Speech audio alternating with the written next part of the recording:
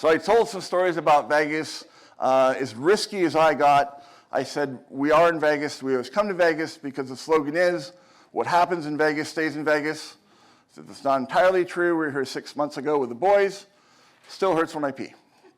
Okay. All right, one person got that.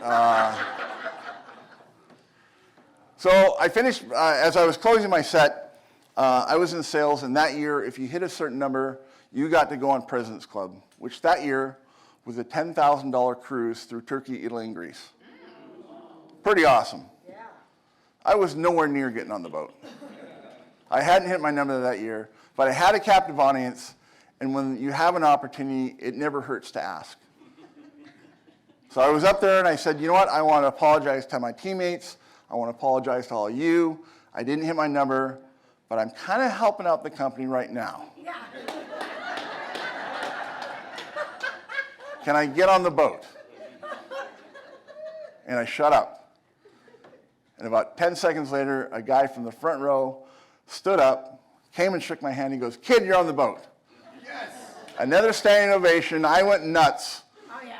because I did 15 minutes of stand-up comedy in Vegas. I got a $10,000 trip. Which is the only time in my life that I'm going to make $40,000 an hour.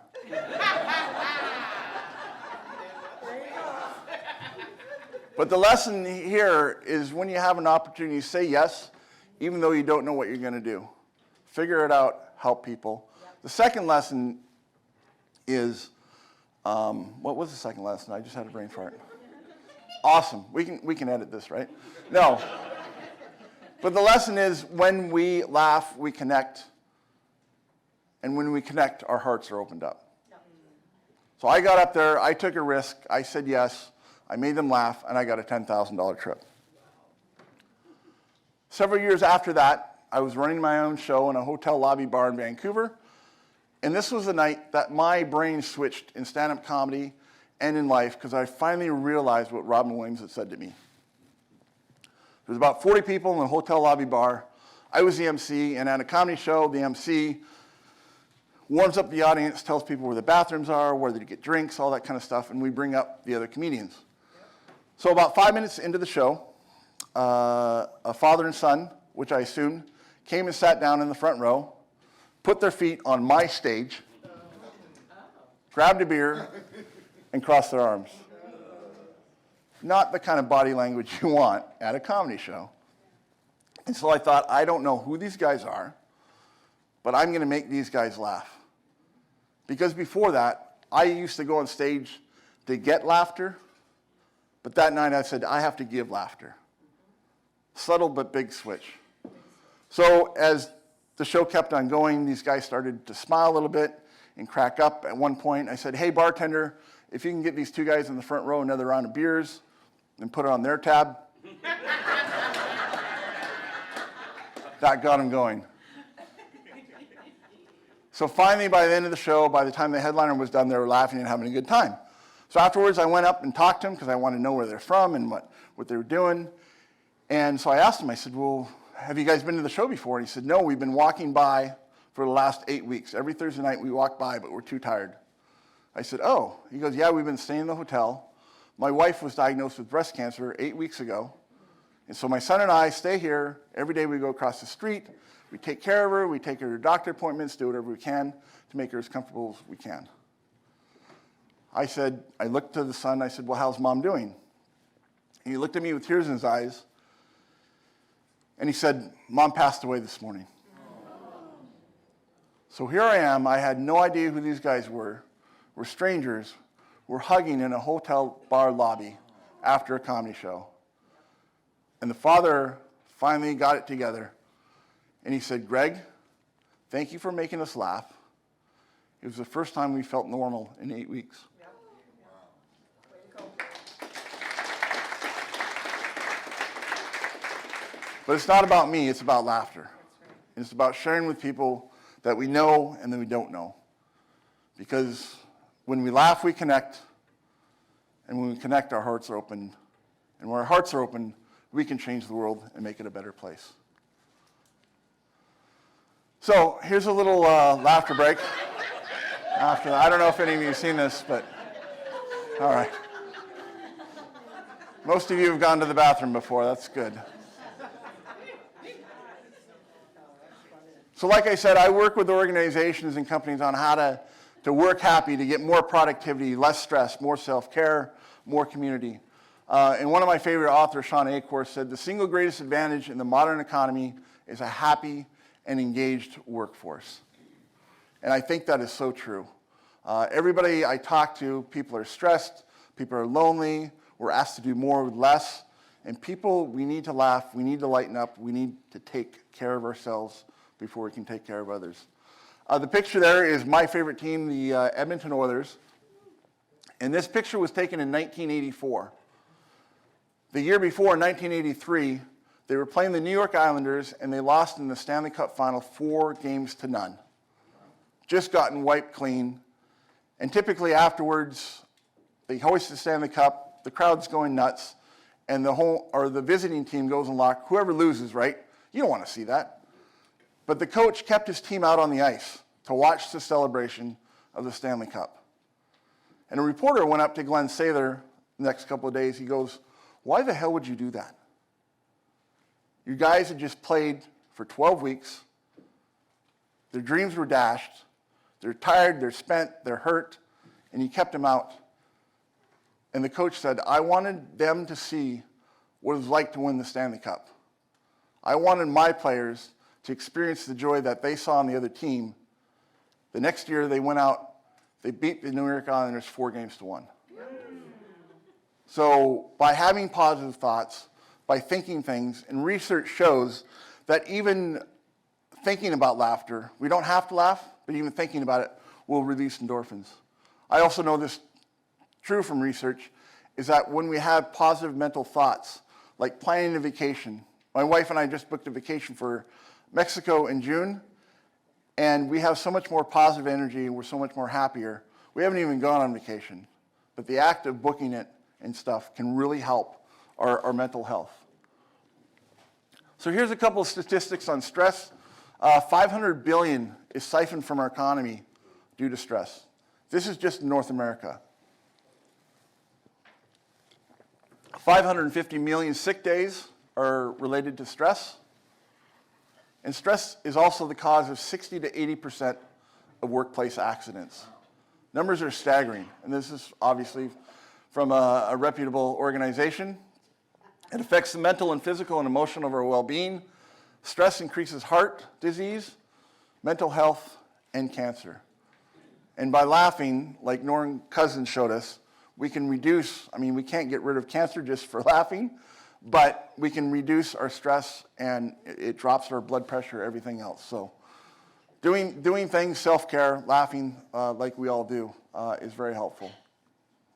Loneliness. They did a recent survey, this was in 2021, 60% of the workforce is lonely.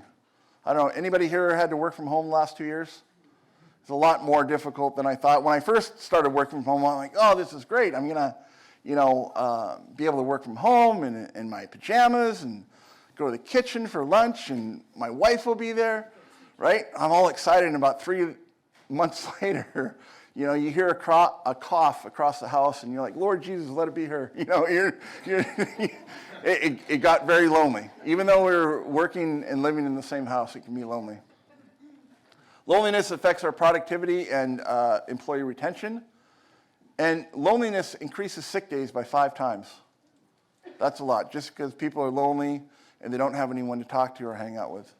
And obviously it contributes to depression and anxiety. People are disengaged. I know I was.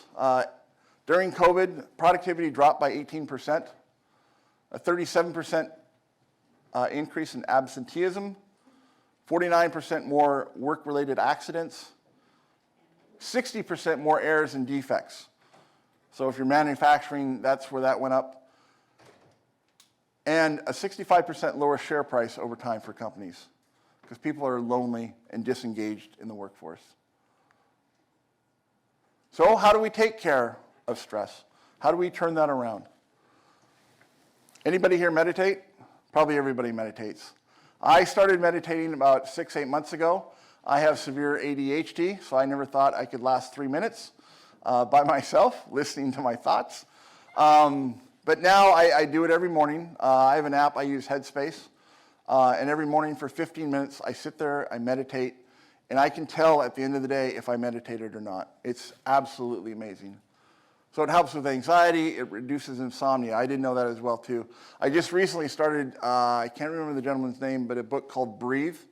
It's all about breathing and how we've gotten away from it, and we're not taking slow, deep breaths anymore. But I started breathing exercises about 4 weeks ago, and I have slept so much better.